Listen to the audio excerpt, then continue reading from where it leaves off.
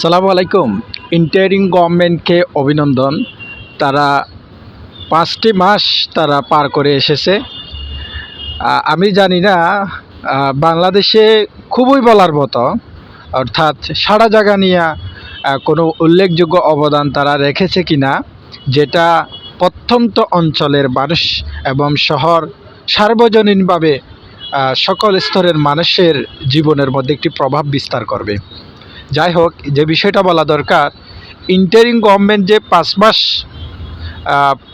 পার করলো সফলতার সাথে, সেটার একটা পরীক্ষা আমরা বাংলাদেশের আগামী রাজনীতিতে, যেহেতু তারা নেতৃত্বে আসতে চাচ্ছে, আমরা বিগত সরকারগুলোর কাছে আমরা দেখেছি ১ বছর পরে দেখা যাচ্ছে অমুক ১০০ কোটি টাকার মালিক, অমুক ২০০০ কোটি টাকা পাচার করেছে, অমুক তার ১০০টা বাড়ি, ২০০টা গাড়ি, এরকম।